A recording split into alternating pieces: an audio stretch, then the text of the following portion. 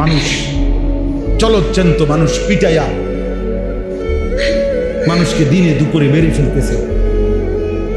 আফসোসের ব্যাপার, আইয়ামে জাহিলিয়াত নিকৃষ্ট কাফের বেঈমান যখন ছিল, জাহিলি সমাজ ছিল, তখনও আমরা কোনোদিন কোনো কিতাবে জাহিলি যুগের এমন কোনো ঘটনা শুনি নাই যে দিনের আলোতে পাথর মাইরা এইভাবে একজন মানুষকে দিনে দুপুরে এইভাবে মেরে ফেলে। এত বড় নিকৃষ্ট জানোয়ার পৃথিবীর ইতিহাসে আর কখনো হয় নাই। এত বড় জানোয়ার, এত বড় কুত্তা পৃথিবীতে আর কোনোদিন জন্ম নেই। মানবতা কোথায় নেমে গেছে? হায় রে দল, হায় রে ক্ষমতা, হায় টাকা, হায় চাঁদা। টাকা এত দরকার হয়ে গেল।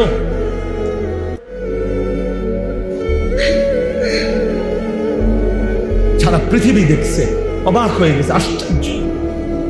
একটা মানুষ, দাড়িওয়ালা একটা যুবক, জলজ্জান্ত মানুষটাকে এতগুলো মানুষের সামনে দিনে দুপুরে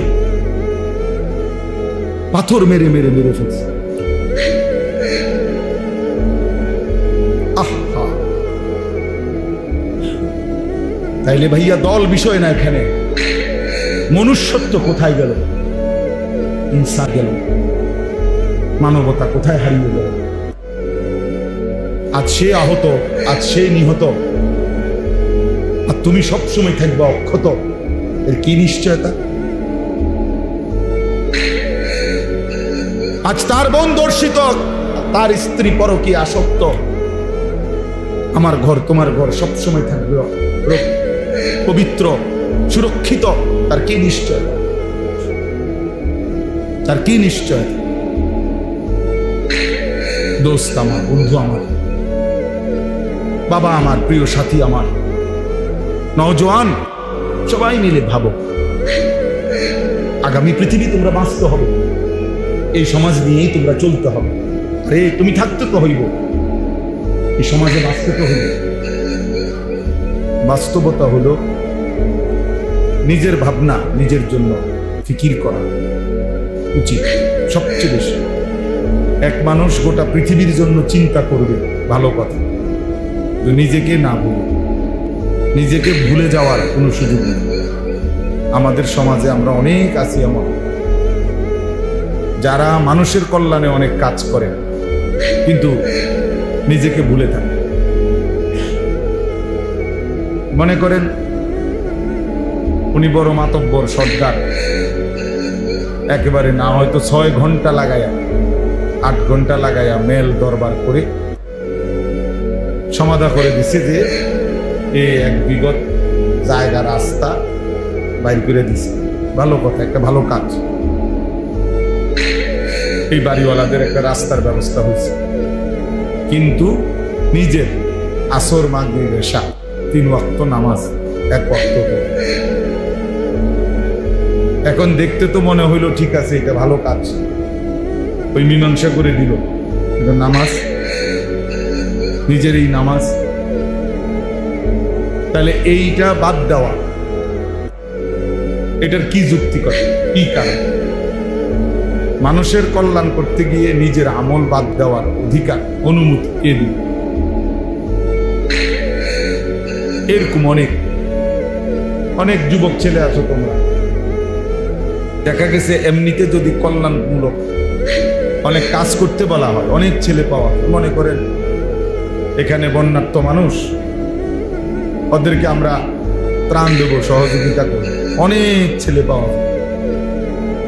খুব কষ্ট করছে মাশাআল্লাহ, একবারে হাঁটু পানিতে ডুবা, মানুষের কল্যাণে মানুষকে চাল ডাল বিভিন্ন জিনিস দিছে, কিন্তু নিজের বিষয়ে দেখবেন যে ফজর, জোহর, আসর, মাগরিব, ইশা 1 ওয়াক্ত নামাজ। তাহলে এটা কি কি কারণ? এর যুক্তিকতাটা কি? এর পিছনে যুক্তিটা কি?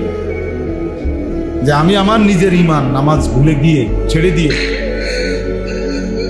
এই মানুষের কল্যাণ, এই নামাজ ছেড়ে দেওয়ার যুক্তি, এর পিছনে কারণ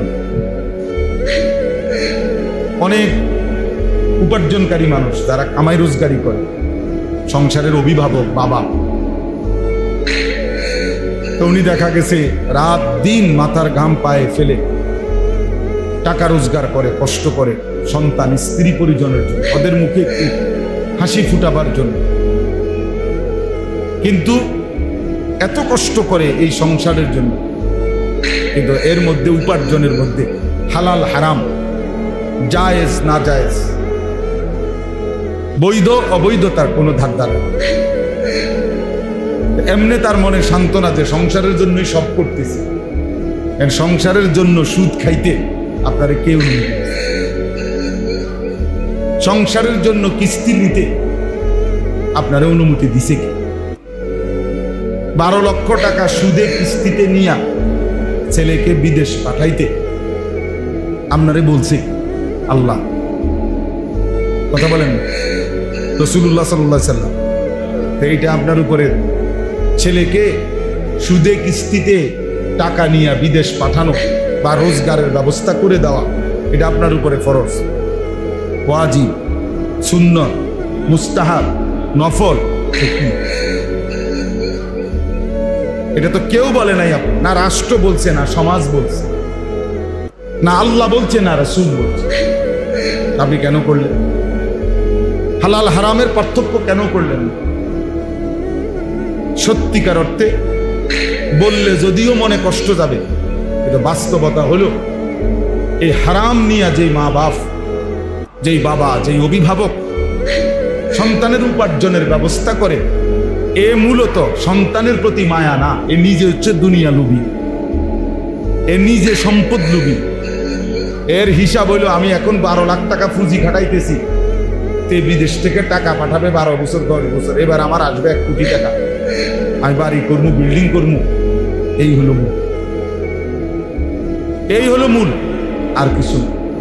আর যদি বলেন যে না হুজুর, সন্তানের কল্যাণের জন্যই আমি এটা করছি, তাহলে এটা কখনোই সন্তানের কল্যাণ হইতে পারে না।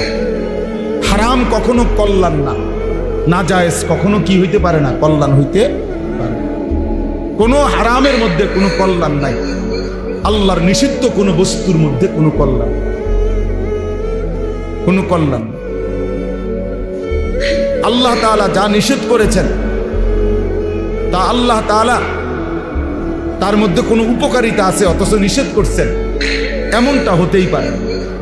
ইন্নাল্লাহা লা ইয়াযলিমু মিসকালা যাররা, কোরআনুল কারীমের মধ্যে আছে। আল্লাহ তাআলা নিজে বলছেন যে নিশ্চয়ই আল্লাহ এক বিন্দু, এক জাররা জুলুম করেন না। তাহলে আল্লাহ তাআলা জুলুম করতে পারেন? আল্লাহ তাআলা জুলুম করেন।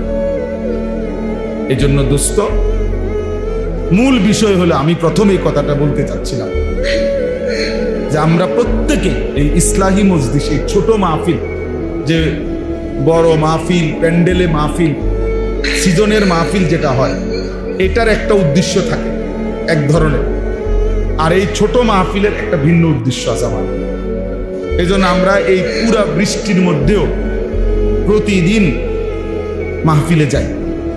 এই জন্য যাই যে কয়জন শ্রোতা এটা বড় বিষয়। 10 জনের কাছেই বলি আর একজনের কাছেই বলি, এই ব্যক্তিগত নিজের সংশোধন, ইসলাহে নফস, আত্মসংশোধন, নিজের সংশোধন, এটা আমরা জরুরি মনে করি। এই জন্য ভাবি যে যতভাবে হোক, যতবারে হোক, ছোট আকারে বড় আকারে, চলতে ফিরতে, উঠতে বসতে, রাস্তায় হাটে ঘাটে, মাঠে বাজারে, জীবন চলার পথে একজন দায়ী যে মানুষের কল্যাণের ফিকির করে, তার উচিত মানুষকে আল্লাহর দিকে ডাকা সারাক্ষণ, সারাক্ষণ। কবি আরশ পর, কবি ফরশ পর, কবি ইধার কবি উধার, কবি উনকে দর। অর্থাৎ কখনো এদিকে, কখনো সেদিকে, কখনো নিচে, কখনো উপরে, কখনো দাঁড়ে দাঁড়ে, দুয়ারে দুয়ারে আল্লাহর কথা বল। আমাদের নবী সাল্লাল্লাহু আলাইহি সাল্লাম সম্ভাবনার সুযোগ সব কাজে লাগাইছেন। একেবারে উকাজ, আরবের বাজারে, মেলাতে, মানুষ যখন মেলায় গেছে, নবীজি সাল্লাল্লাহু আলাইহি সাল্লাম সেখানেও কালেমার দাওয়াত দিয়েছেন, বাজারেও কালেমার দাওয়াত দিয়েছেন, বাজারেও দিয়েছেন, রাতে দিনে সকালে দুপুরে সর্বাবস্থায় আল্লাহর নবী সাল্লাল্লাহু আলাইহি ওয়াসাল্লাম কালেমার দাওয়াত দিয়েছেন। এরকম বৃষ্টি মুখর পরিবেশেও আরবে বৃষ্টি কম হয়। যেমন আমরা 42 দিন হজ্জে ছিলাম, আমি এই মঙ্গলবার দিন আমি আসছি, 3-4 দিন হয় আসছি মাত্র। তো এই 42 দিনে কোনোদিন এক ফোঁটা বৃষ্টির ফোঁটা দেখিনি। বাংলাদেশে যখন এয়ারপোর্টে নামলাম, বিমান যখন ল্যান্ড করছে ঢাকা, তখনই দেখতেছি বৃষ্টি পড়তেছে। তাই আমি বললাম যে এই যে প্রথম বৃষ্টি দেখলাম আজকে এতদিন। তাহলে আরব দেশে বৃষ্টি কম হয়, বৃষ্টিতে আরব দেশে বৃষ্টি হইলে ওরা খুব খুশি হয়, আনন্দিত হয়। এই বৃষ্টি মুখর পরিবেশে যখন বৃষ্টি হয় রেয়ার কম, তারিখে ইতিহাসের কিতাবে আছে আল্লাহর নবী সাল্লাল্লাহু আলাইহি ওয়াসাল্লাম ওই রকম বৃষ্টি মুখর পরিবেশেও আবু জাহেলের দুয়ারে গিয়ে কালেমার দাওয়াত দিয়েছে, কালেমার দাওয়াত দিয়েছে। এই জন্য ভাইয়া আল্লাহর কথা বলার প্রতিটা সম্ভাবনা সুযোগ কাজে লাগানো।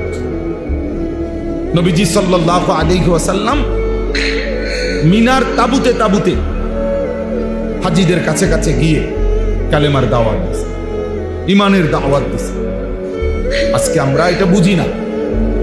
কথা ছিল এই, মুসলমান মাত্রই এক শব্দ জানে, এই এক শব্দ অন্যের কাছে দাওয়াত দেয়। আজকে আমরা মনে করছি নির্ধারিত শুধু হুজুর কয়েকজন, ইমাম, খতিব, বক্তা, ওনাদেরই শুধু দায়িত্ব। না ভাইয়া, যে মুসলমান, আল্লাহর কসম, যে নিজেকেই মনে করে মুসলমান আমি, মানুষকে আল্লাহর দিকে ডাকা তারই দায়িত্ব। আমাদের এই ভারতীয় উপমহাদেশে ব্যবসায়ী বণিক আরব দেশের থেকে আগে আসতো। এই বণিক মানে ব্যবসায়ীদের দাওয়াতে এই ভারতীয় উপমহাদেশে সবচেয়ে বেশি হিন্দু, সবচেয়ে বেশি মানুষ কালেমা গ্রহণ করছে। কসম, এটা ইমানদারি, এটাই ঐতিহাসিক সত্য। হ্যাঁ, ভারতের একটা প্রদেশ আছে কেরালা, প্রত্যেক বছরই আমরা হজ্জে দেখি ইন্ডিয়ার সবচেয়ে বেশি হাজি, মানে যে কয়জন আসে তার মধ্যে সবচেয়ে বেশি হাজি হলো ওই কেরালা প্রদেশে, ভারতের। আগে এটার নাম ছিল মালাবার, মানে গোটা ইন্ডিয়ার সবচেয়ে বেশি মুসলমান হলো, ইন্ডিয়াতে তো এমনি মুসলমান কম, তার মধ্যে সবচেয়ে বেশি মুসলমান এই কেরালা প্রদেশ। তো এইখানে মালাবার আগে এটার নাম ছিল, ওইখানে এই ব্যাপক পরিমাণ হিন্দু পূর্ব যুগে কালেমা পড়ে মুসলমান হয়েছে। আরব দেশের ব্যবসায়ী বণিক, ওনাদের দাওয়াত। পূর্ব যুগ থেকে ব্যবসার একটা বড় কেন্দ্র ছিল।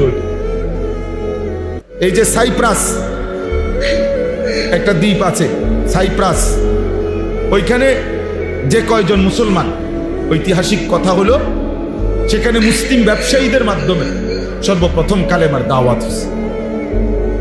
আজকের যে শ্রীলঙ্কা, এই শ্রীলঙ্কাতে যে কয়জন মুসলমান, সেখানে প্রথম কালেমার প্রচার প্রসার, ইসলামের দাওয়াত মুসলিম ব্যবসায়ীরা দিয়েছে। তার মানে কি বুঝাইলাম? অর্থ হইল এক জামানা ছিল মুসলমান মাত্রই দায়ী, মানে আল্লাহর দিকে আহ্বানকারী, আল্লাহর দিকে আহ্বান। প্রত্যেকটা সাহাবায়ে কেরাম কালেমার দাওয়াত দিয়েছে। হাদিসের মধ্যে আছে আল্লাহর নবী সাল্লাল্লাহু আলাইহি সাল্লাম সাহাবাদের জন্য দোয়া করছেন, আল্লাহুম্মা হদি বিহিম, আল্লাহ আমার সাহাবীদেরকে এমন বানান যেন তাদের দ্বারাই, তাদেরকে দেখেই মানুষ হেদায়েত পেয়ে যায়। হযরত শাহজালাল ইয়ামানি, এই যে সিলেটের জমিনে যিনি আসছেন, শাহজালাল ইয়ামানি, তো উনি তো ইয়ামানের মানুষ ছিলেন, এজন্য তো ওনার নাম শাহজালাল ইয়ামানি। ইয়ামান এটা আমরা বাংলাদেশের একটা জেলা, তো নাকি? কথা বলেন, এটা আরব দেশ। তো আরব দেশে হইলে ওনাদের মাতৃভাষা কি ছিল? আরবি। তো শাহজালালের মাতৃভাষা কি ছিল? তো উনি সিলেটে আইসা এই বিপুল পরিমাণ মানুষ কালেমাওয়ালা বানাইলেন কেন? শাহজালাল বলে আরবি, মানুষগুলোর ভাষা তো বাংলা।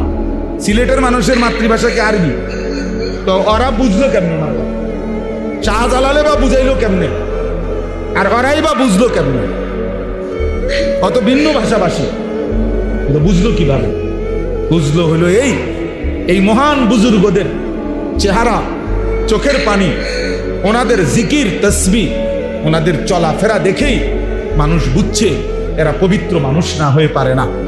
অতএব এই চেহারাই, তাদের এই জবান, তাদের এই আচরণটাই কালেমার দাওয়াত হয়ে মানুষ দলে দলে কালেমা গ্রহণ করছে। এই জন্য প্রিয় বন্ধু, এটা বোঝা উচিত। কথা তো ছিল এই, উচিত তো ছিল এই। আজকে আফসুস, আমি আজকেও বলছি যে আমাদের উচিত ছিল যে আফসুসের বিষয় যে আমরা, কথা ছিল এই, একজন মুসলমানের নামাজ আরো সুন্দর কিভাবে করে সেটা করা, ওযু আরো নিখুঁত কিভাবে হয়, ঈমান আমল আরো মজবুত কিভাবে হয়, এইটা শেখানোর কথা। কিন্তু আজকে আফসুস হইল যে যেমন আমার আজকে 23 বছরের মতো প্রায় আমি এই কম বেশি আল্লাহর দয়ায় যেটুকু ওয়াজের এই জমিন, আল্লাহর কথা বলার সুযোগ আল্লাহ দান করছেন, তো এটা প্রায় 23 বছর আমার নিজের। এই 23 বছরের জীবনটায় আমার অভিজ্ঞতা হলো জীবনটা শেষ হয়ে গেল শুধু এই ওয়াজ করতে জায়গায় জায়গায় গিয়ে, যে হুজুর নামাজেই পড়ে না, তো এই নামাজ যেন পড়ে এইটার ওয়াজ করে। তাইলে যেখানে কথা ছিল যে নামাজ কেমনে আরো সুন্দর হবে, রুকু কেমনে আরো সুন্দর হবে, নামাজ কেমনে আরো জান্নাতমুখী হবে, এটা বলানোর কথা ছিল। কিন্তু আজ উম্মতকে এখনো মুসলমানকে বুঝাইতে হচ্ছে রাত দিন যে ভাইয়া নামাজ পড়ো, নামাজ পড়ো, নামাজ পড়ো। এর চাইতে বড় আফসোস আর কি হইতে পারে? আজকে দোকানদারকে বলা হচ্ছে দোকান খোলো, দোকান খোলো, দোকান খোলো। চাকরিজীবীকে বলতে হচ্ছে অফিস করো, অফিস করো, অফিস করো। মুসলমানকে বলতে হচ্ছে রাত দিন যে নামাজ পড়ো, নামাজ পড়ো। এর চাইতে বড় আফসোস। তাহলে বাকিটা সুন্দর করবে কখন? বাকিটা ঠিক করবে কখন? মুসলমানকে বলতে হচ্ছে রাত দিন হালাল খাও, হালাল খাও, তো এখনো সে হালাল উপার্জন করবে এটাতে রাজি না, তো হালাল শিখাবে কখন? তার বলে শিখাবে কখন? নবী সাল্লাল্লাহু আলাইহি ওয়াসাল্লাম বলছে ঈমানের ৭৭টা শাখা। আল ঈমানু বিদউন ওয়া সাবউনা শু'বা, ৭০-এর চাইতে বেশি শাখা ঈমানের। তো এর মধ্যে একটা শাখা হলো লা ইলাহা ইল্লাল্লাহ মুহাম্মাদুর রাসূলুল্লাহ। এই কালেমার সাক্ষ্য দেওয়া, কালেমা পড়া, কালেমাটা বলা, এটা হলো একটা শাখা, একটা ডাল। তাহলে আরো ৭৬টা শাখা। তা আজকে উম্মতকে কালেমাটা কি, লা ইলাহা ইল্লাল্লাহর অর্থ কি, মর্ম কি, এটাই বুঝাইয়া পারলাম না, তো বাকি ৬৬টা ৭৬টা বাকি কখন বলবো? বলে কখন বলবো? আমি অনেক সময় আফসোস করে বলি, বুঝার জন্য শুধু বলতেছি। কারো কারো জীবনের 200 বছর চলে গেছে, হায়াতের লম্বা সময়, এখনো উম্মতের বহু মানুষের সিদ্ধান্ত এখনো বুঝা কুলাইতে পারছে না যে নবীজি কিসের তৈরি, নবী নূরের তৈরি না মাটির তৈরি, এটাই শেষ করতে পারছে না। তার নবীর গবেষণা করবে কখন, নবীজির জীবনের উপরে আমল করবে কখন, নবীজির অনুসরণ করবে কখন, অনেক কি দিয়া বানাইছে এটাই তো শেষ হতে, বুঝেন নাই? ইনশাআল্লাহ এখন এটাই তো শেষ হবে। আহা, রাসূলুল্লাহ সাল্লাল্লাহু আলাইহি সাল্লামের তাইলে 23 বছরের মেহনত বুঝবো কোন দিন? ওরে ভাই কি হলো, তুমি খড় খড় করো, রাখো বাবা, রাখো।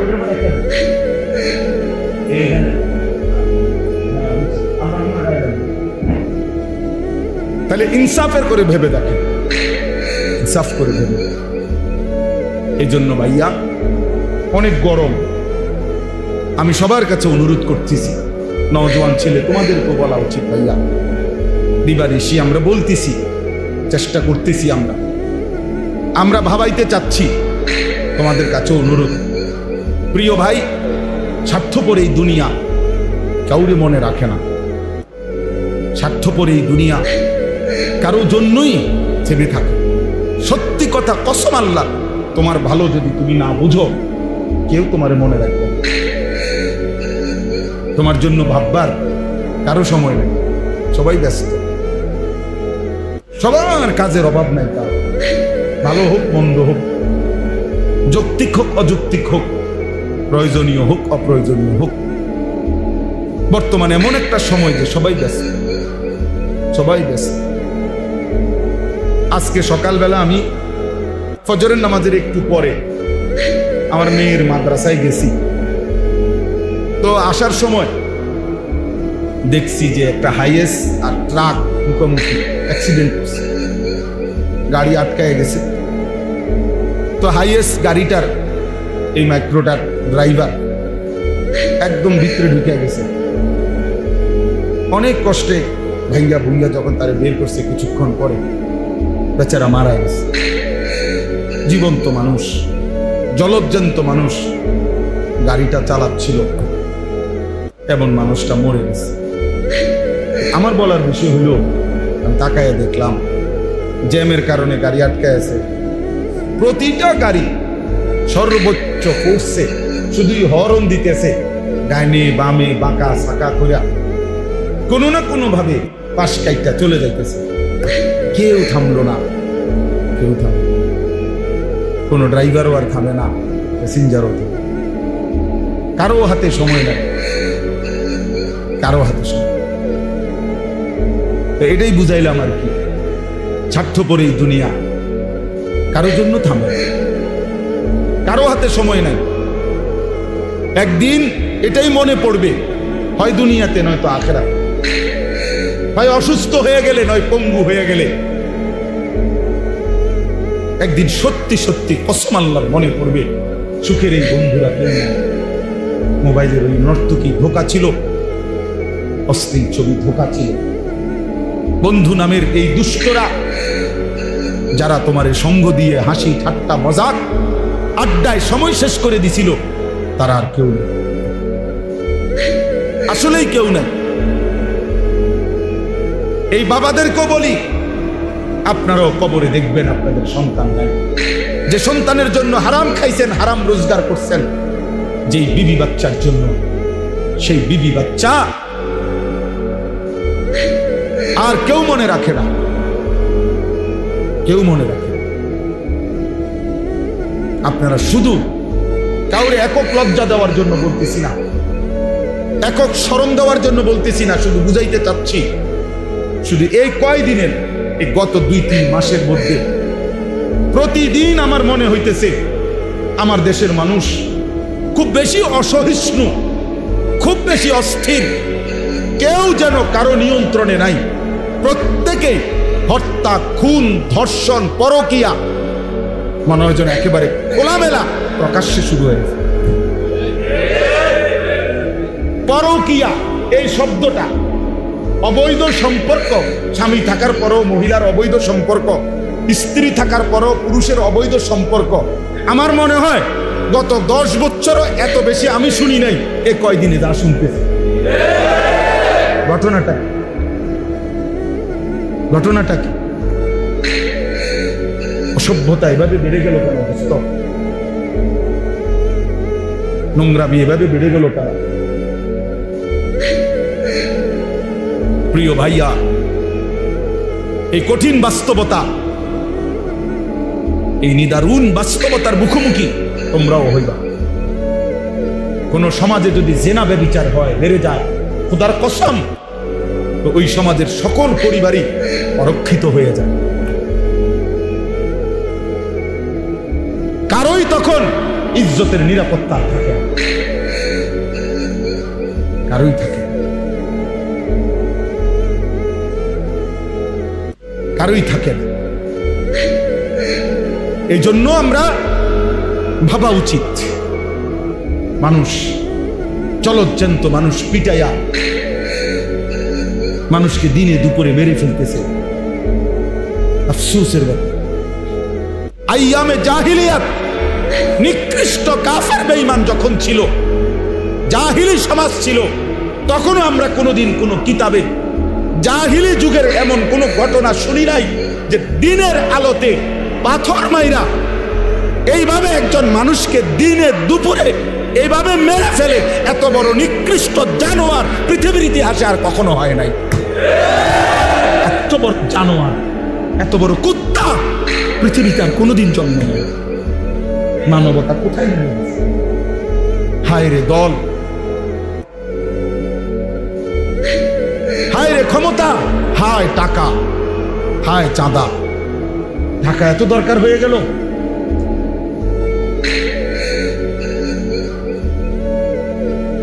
সারা পৃথিবী দেখছে, অবাক হয়ে গেছে, আশ্চর্য।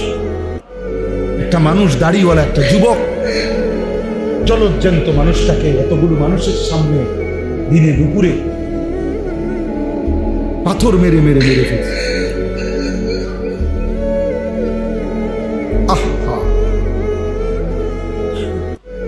তাইলে ভাইয়া দল বিষয় না, এখানে মনুষ্যত্ব কোথায় গেল? ইনসান গেল, মানবতা কোথায় হারিয়ে গেল? আজ সে আহত, আজ সে নিহত, আর তুমি সবসময় থাকবে অক্ষত। এর কি নিশ্চয়তা? আজ তার বোন দর্শিত, তার স্ত্রী পরকীয়া আসক্ত, আমার ঘর তোমার ঘর সবসময় থাকবে পবিত্র, সুরক্ষিত। তার কি নিশ্চয়? তার কি নিশ্চয়? দোস্ত আমার, বন্ধু আমার, বাবা আমার, প্রিয় সাথী আমার, নওজোয়ান, সবাই মিলে ভাবো, আগামী পৃথিবী তোমরা বাঁচতে হবে, এই সমাজ নিয়েই তোমরা চলতে হবে। আরে তুমি থাকতে তো হইব, এই সমাজে বাঁচতে তো হইব। তুমি তো সম্পূর্ণ নিজেকে আলাদা করলে জীবন চলবে না। সমাজবদ্ধ মানুষ না থাকলে মানুষের জীবন চলবে না, কারণ একা মানুষ সব কাজ সমাধা করতে পারে না। আমি চলতে হইলে আমার ড্রাইভার লাগবেই, জীবন চলার পথে আমার দোকানদার লাগবেই, কাস্টমার লাগবেই, প্যাসেঞ্জার লাগবেই। সমাজের মানুষ যদি কেউ উপার্জন না করে, কেউ কৃষি না করে, বিভিন্ন রকমের কাজে যদি বিভিন্ন জন জুড়ে না থাকে, একটা সমাজ অচল হয়ে যাবে। তাইলে এই সমাজ আমরা বাঁচতে হবে, এখানে আমরা বড় হইতে হবে, এখানে আমাদের সন্তানরা বড় হবে, এখানে তোমরাও আগামী দিনে এই যে কয়জন ছেলে বসছো, বাবা তোমাদের কাছে অনুরোধ করি, প্রিয় ভাই, তুমি একা হইলেও ভাইব্য আমার এই কথাটা, তুমি তো এই সমাজ থেকে আলাদা না। তাইলে এই সমাজের চারদিকে যদি ছেলে পেলে, নারী, পুরুষ, যুবক, যুবতী সবাই যদি এরকম অসভ্যপনা, বেহায়াপনা, অস্থির হয়ে আর তোমরা মজা পাও, সবাই যদি যার যার জায়গায় খুশি হও যে মা সবাই মিলে দেখতেছ একে অপরের চেহারা, নামাজ নাই, সেজদা নাই, আল্লাহ নাই, খোদা নাই, পর্দা নাই, পুশিদা নাই, তো প্রিয় ভাই আগামী পৃথিবীতে তোমরা চলবা কেমনে? তোমরা বাঁচবা কেমনে? কেমনে বললে বুঝবে? কি ভাষায় বললে বুঝবে? কি ভাষা? এখানে যারা বাবা, তাদের সন্তানে 9 বছরের বাচ্চার যদি নিরাপত্তা না থাকে, আমার সমাজ কোথায়? বলে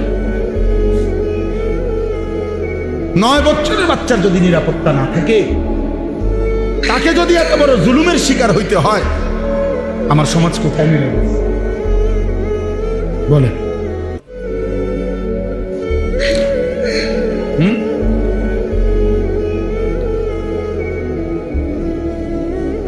কথা নাই, বার্তা নাই। নিরীহ 2 জন ইমাম মুয়াজ্জিন, ওনাদেরই রিমান্ড হয়ে গেল, বাকি ঘটনা সব আড়াল হয়ে গেল। বুঝেন না? দুনিয়া না ধোকা দিবা, আখেরাত। আখেরাত আজকে না জুলুম করলা, আগামী দিনে আখেরাতে আড়াল করবে কে? এই জন্য আমি আমার কথা এতটুকু প্রত্যেকের কাছে ছেলেরা বাবারা নিজের দিকে আরেকটু যত্নবান হও। ছেলেরা তোমরাও বাবা আরেকটু যত্নবান হও।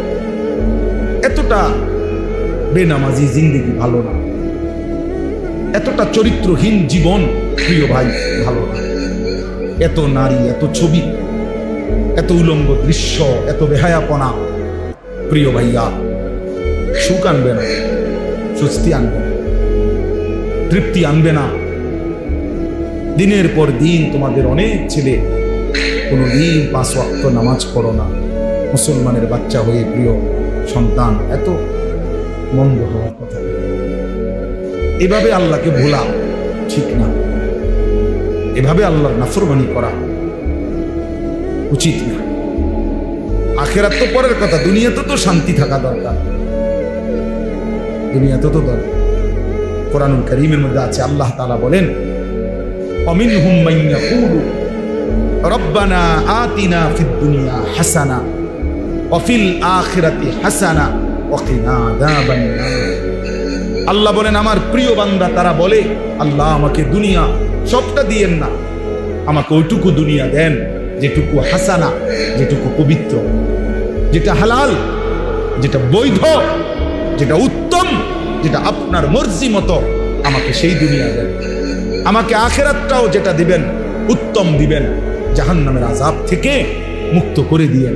আল্লাহ তাআলা বলেন, যে বান্দা আমার পবিত্র দুনিয়া চায়, পবিত্র আখিরাত চায়, জাহান্নাম থেকে মুক্তি চায়, খোদার কসম আল্লাহ বলছে, উলাইকা লাহুম নাসীবুম মিম্মা কাসাবু, আমার এই বান্দা 24 ঘন্টা যা করবে দুনিয়ায় আমি সবটার বিনিময় আখিরাতে তারে বুঝাই।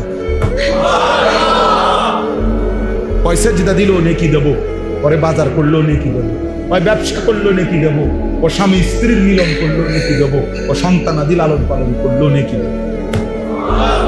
উলাইকা লাহুম নাসীবুম মিম্মা কাসাবু, সে যা অর্জন করবে আমি সবটার প্রতিদান দেব। কারণ সে আমার কাছে চাইছে, ব্যবসা হোক, বাজার হোক, সংসার হোক, স্ত্রী হোক, সন্তান হোক, জীবনে আমার কাছে সে পবিত্রতা চাইছে, হালাল চাইছে, হালাল চাইছে। ফামিনান নাসি মান ইয়াকুলু রব্বানা আতিনা ফিদ দুনিয়া ওয়া মা লাহু ফিল আখিরাতি মিন খালাক। রব্বুল আলামিন বলেন, আর যেই মানুষটা বলে যে আল্লাহ আমারে যা দিবেন শুধু দুনিয়ায় দেন। অনেক মানুষ যে শুধু দুনিয়াই চায়, হালাল হারামের দরকার নেই। হুজুর 100 টাকা দিছি, দোয়া করে দেন আমার ব্যবসাটার মধ্যে আল্লাহ যেন বরকত দেয়। এখন ব্যবসার পদ্ধতি কি হালাল না হারাম? পণ্যটা কি হালাল না হারাম? বেচা কিনার সিস্টেমটা কি হালাল না হারাম? মালিকের লগে, কোম্পানির লগে চুক্তি যে হইতেছে, টাকা যে সুদ করতেছে, কোনটা হালাল কোনটা হারাম এর কোনো চিন্তাও নাই, বাস বিচারের কোনো খবরও নাই, শরীয়ত মাসআলা জানার কোনো প্রয়োজনও নাই। শুধু দাবি একটাই, হুজুর দোয়া করে দেন আমি যেমনে ব্যবসা করতেছি আল্লাহ যেন আমার এমনি বরকত দিয়ে দেন। আমনে তো হালাল হারাম তো আইয়েন না, আমার কি দরকার? লাভ দরকার, লাভ দরকার। হুজুর আপনার 100 টাকা দিলাম, আপনি আল্লাহরে বলে দেন 100 টাকা দিয়া আল্লাহ যেন আমার ব্যবসার মধ্যে কি দিয়া দেন। আমাদের একজন বড় বুজুর্গ আছেন ঢাকার, হযরত মাওলানা আবুল বাশার সাইফুল ইসলাম, অনেক বড় বড় আলেম। হুজুর একদিন বলছিলেন যে শুনেন, যে পরিমাণ ব্যবসায়ী হুজুরদের কাছে তাবিজের জন্য যায়, ব্যবসায়ীরা, হুজুর এমন কোন কাগজ, এমন কিছু লেখা টাকা লেখা দেন লাল কালি দিয়া, যেটা দোকানের মধ্যে ঝুলাইয়া রাখবো যাতে করে কাস্টমার আইয়ে বরকত হয় ব্যবসা। এরকম বহু দোকানে দেখবেন চারিদিকে কাগজ ঝুলানো, লেখা বিভিন্ন রকমের কাগজ, তাবিজ। তাবিজের জন্য, ব্যবসার বরকতের জন্য যে পরিমাণ হুজুরের কাছে গেছে, আলেমের কাছে, তার 100 ভাগের 1000 ভাগের 1 ভাগও একটা শরীয়তের মাসআলা যে এটা হালাল না হারাম, এই পদ্ধতিটা আমার এটা জানার জন্য 1000 ভাগের 1 ভাগও যায়। বুঝেন নাই কথা? কোম্পানি বলে দিছে টার্গেট পুরা করতে পারলে 3 দিনের কক্সবাজার ট্যুর। বাহ, টার্গেট ফিল আপ করে দিছে কক্সবাজার। আমার একদিন একজনের কিছু দোয়া করে, দোয়া করতাম কক্সবাজার 3 দিনের জন্য কোম্পানি থেকে যাইতেছে। আমি বেড়া বেড়ি এক লগে নি, এক লগে আমি তো কিতে দোয়া করতাম, আমরা যাতে বাড়া করে নাচতেন পারেন নাকি?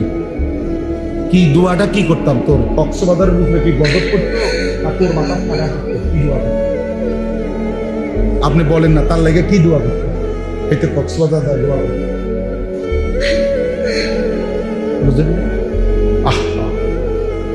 মানে হালাল না হারাম এত কিছুর দরকার নেই, দোয়া করে দেবেন আমার দুনিয়া দরকার, আমার দুনিয়া দরকার। রব্বানা আতিনা ফিদ দুনিয়া, আল্লাহ দুনিয়াই দেন শুধু, আর কিছু লাগবে না।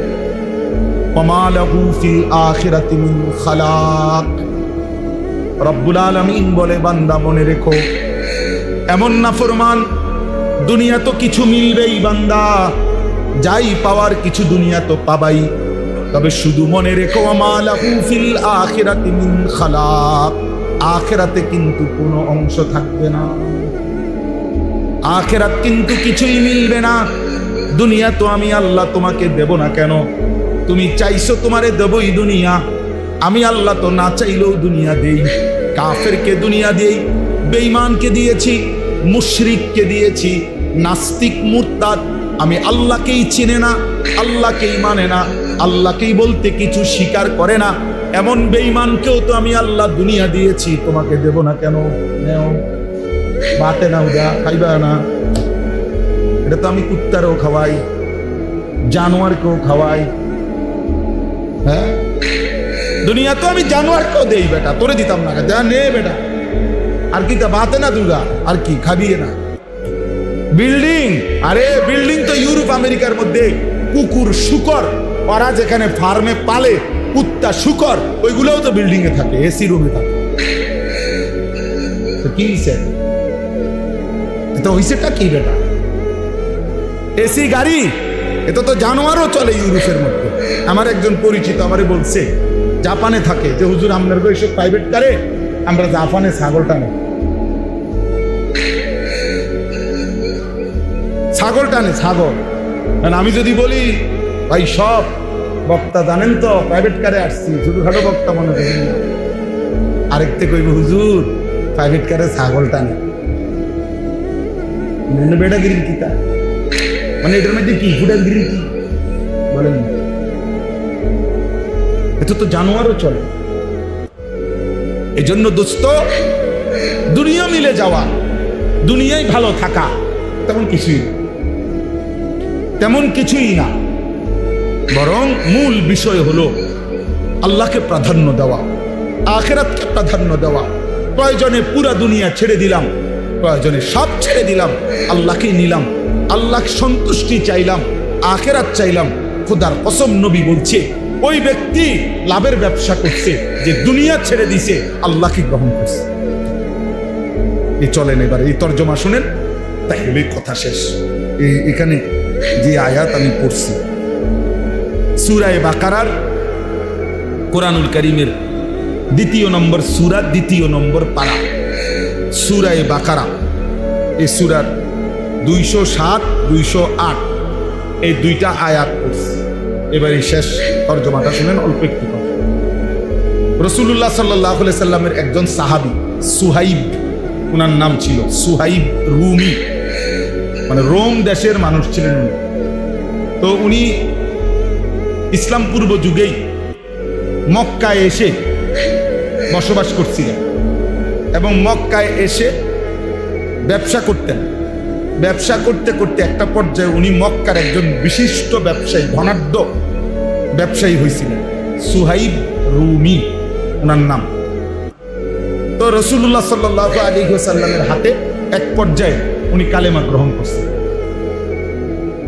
নবীজি সাল্লাল্লাহু আলাইহি সাল্লাম যখন মক্কা থেকে হিজরত করে মদিনায় গেছেন, তো আরো অন্যান্য সাহাবীরাও ধীরে ধীরে আগে পিছে, কেউ আগে কেউ পরে, ওনারাও ধীরে ধীরে মদিনায় হিজরত করে করে রাসূলুল্লাহ সাল্লাল্লাহু আলাইহি সাল্লামের কাছে চলে গেছেন।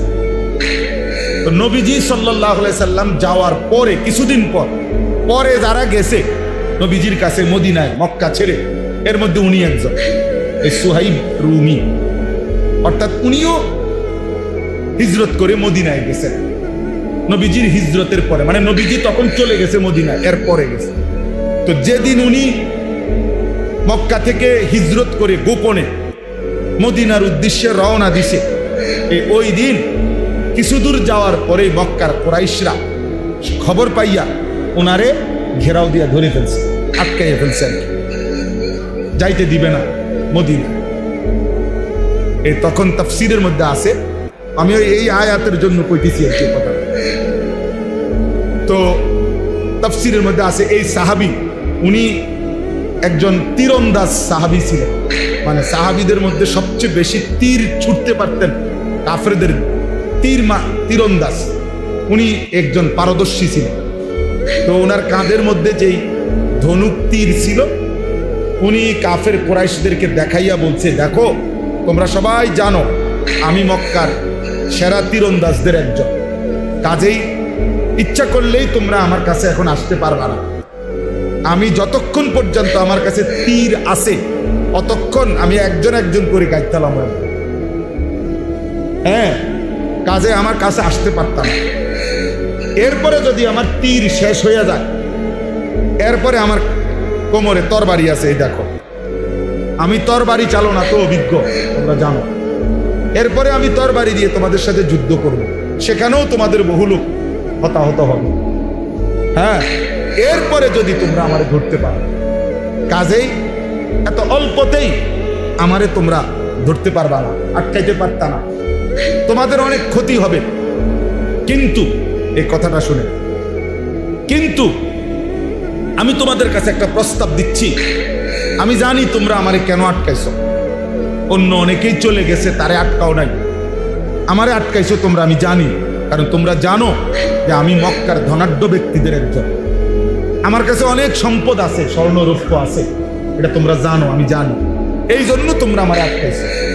আমি জানি তোমাদের মূল লোভ সম্পদের প্রতি, অতএব আমার যত সম্পত্তি আছে যেখানে যেখানে আমি রেখে আসছিলাম, এখন আমি সব বলে দিচ্ছি, তোমরা সব কিছু নিয়ে নাও, বিনিময়ে শুধু আমারে একা আমার আকা, আমি যার জন্য যাচ্ছি, আমার সেই প্রিয় বন্ধু আমার রাসূলের কাছে যাইতে, আমারে বাধা দিও, আমারে আমার কাছে, আমার নবীর কাছে আমার যাইতে, আমি কিচ্ছু নেব না, সব দিয়ে দিলাম, সব জানাই দেবো তোমাদের, তোমরা আমারে ছেড়ে দাও। স্বাভাবিকভাবে আমারে ধরতে পারতা না, তোমরা হতাহত হইবা, এটাও করো না, আর সম্পদও আমি নেব না। তাফসীরের মধ্যে আছে মক্কার কুরাইশরা বলছে, তুমি এই ঘোড়া যেটা নিয়ে রওনা দিছো এটাও দিয়া লাইতে হবে, শুধু গায়ের পোশাক ছাড়া আর কিছু নিতে পারবা না।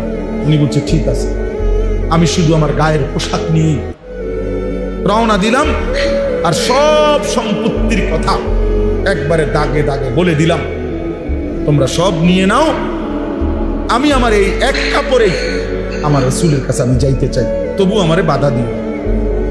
মক্কার বেঈমান কুরাইশরা সমস্ত সম্পত্তি নিয়ে ওনারে ছেড়ে দিয়েছে, উনি একা এক কাপড়ে এই লম্বা পথ, দীর্ঘ পথ সফর করে আল্লাহ নবী সাল্লাল্লাহু আলাইহি ওয়াসাল্লামের কাছে মদিনায় পৌঁছা নবীজি সাল্লাল্লাহু আলাইহি ওয়াসাল্লামের দরবারে বসে এই পুরো ঘটনা শুনেছে।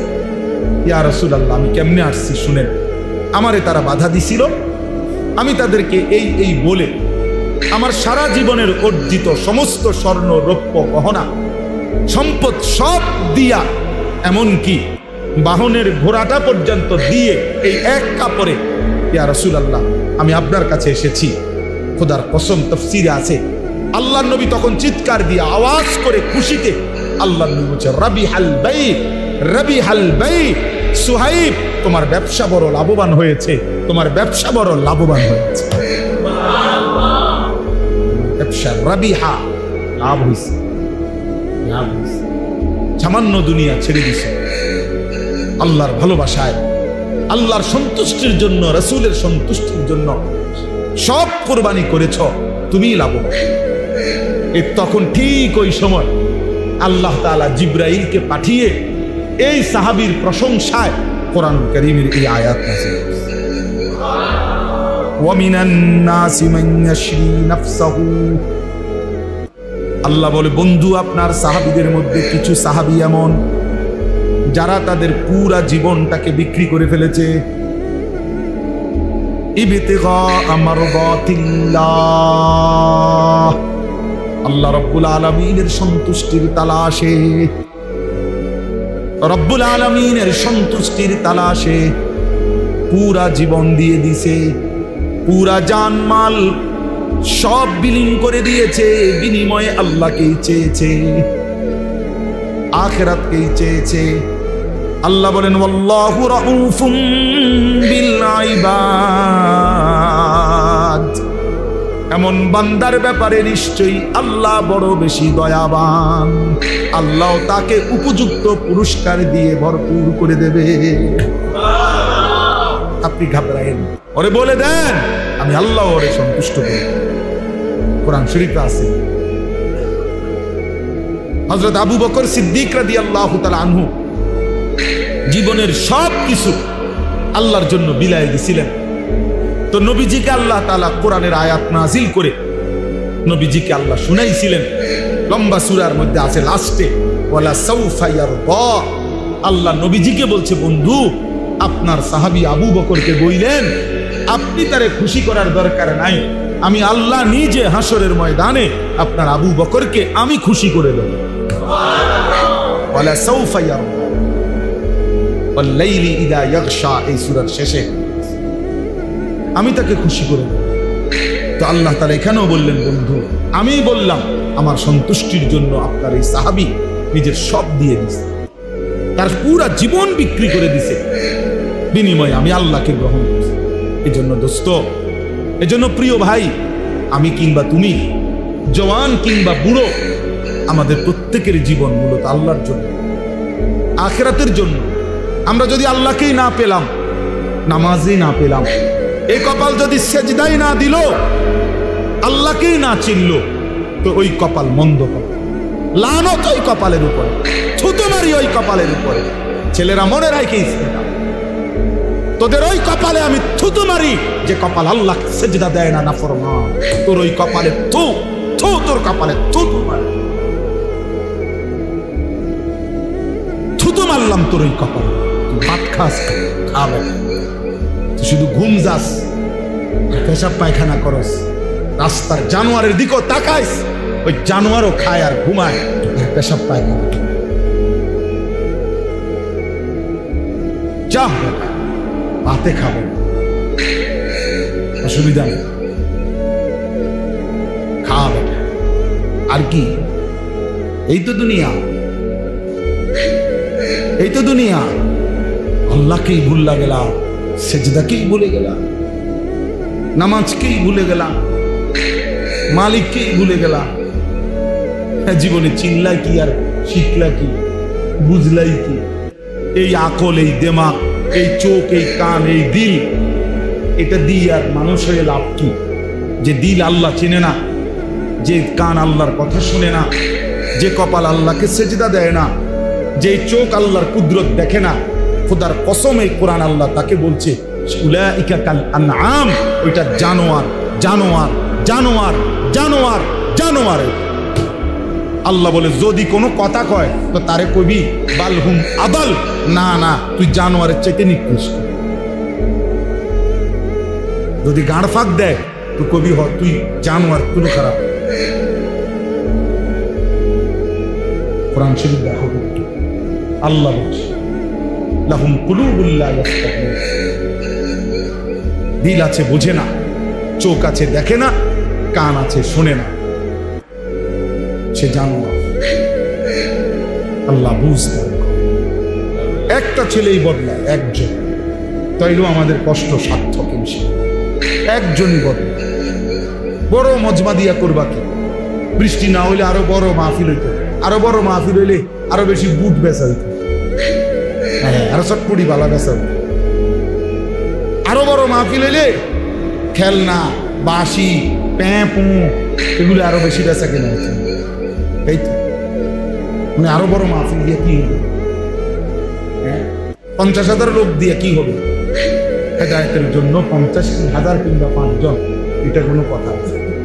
আসমানওয়ালা গ্রহণ করলে সামান্য বালুও দাম, আসমানওয়ালা গ্রহণ না করলে পাহাড়ও ভেঙে ভেঙে বালু হয়ে যায়।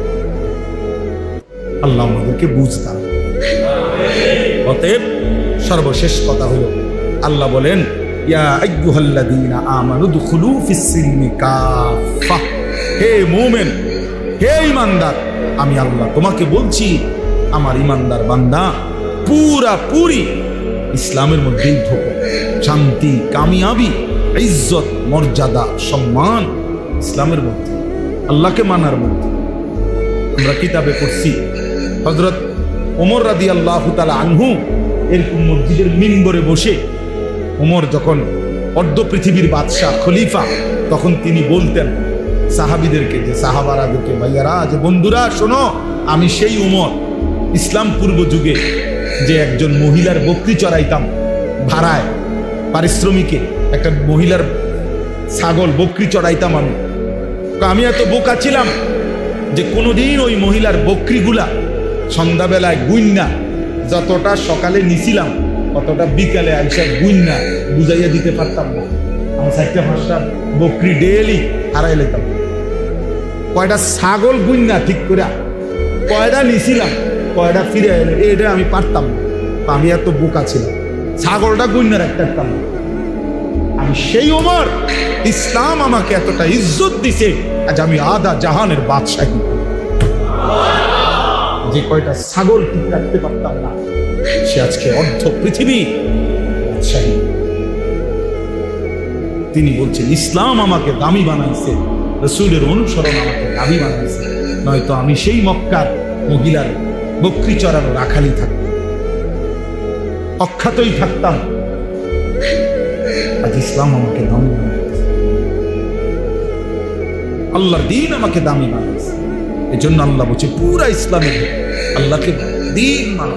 এজন্য ছেলেরা নামাজ পড়ো, ছেলেরা আখলাক সুন্দর করো, বাবারা হালাল উপার্জন করেন, হারাম রোজগার করেন, বুড়া মিয়ারা শেষ বয়সটা বিড়ি, সিগারেট, সাদওয়ানের গপ আর বন্স বিড়িতে শেষ করেন না, আল্লাহর জিকিরে শেষ করেন, আল্লাহকে ডেকে শেষ করেন। হায়া ওয়ালা তাত্তাবিউ খুতুওয়াতিশ শাইতান। আল্লাহ তাআলা বলেন কোনোভাবেই শয়তানের পথ, শয়তানের কদম অনুসরণ করো না। প্রতিটা গুনাহই শয়তানের পথ, সেখানে যেও না। ইন্নাহু লাকুম আদুউম মুবিন। নিশ্চয়ই শয়তান তোমাদের প্রকাশ্য শত্রু।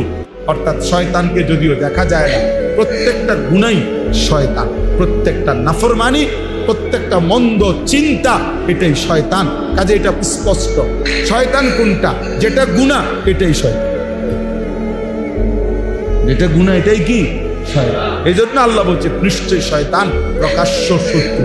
মানে যদিও শয়তান আমাদের কাছে মনে হয় সে তো দেখি না আমি, না না, প্রতিটা গুনাহই এটা কি শয়তান, এটা তো প্রকাশ্যই। এই জন্য ভিন নারীর হাসি এটা প্রকাশ্য দেখা যায়, এইটাই শয়তান। হারাম ছবি এটাই শয়তান। তোমার অসৎ বন্ধু যে তোমার নারী ছবি, অশ্লীল দৃশ্য দেখায়, আল্লাহর কথা ভুলায় দেয়, ওইটা বন্ধু না, এটাই শয়তান, এটাই শয়তান। এর উপরেই শয়তান সওয়ার আছে। মানুষ যেরকম তারা জিনের সালাম দেয়, তারা কোনো মানুষের উপরে জিন আনে।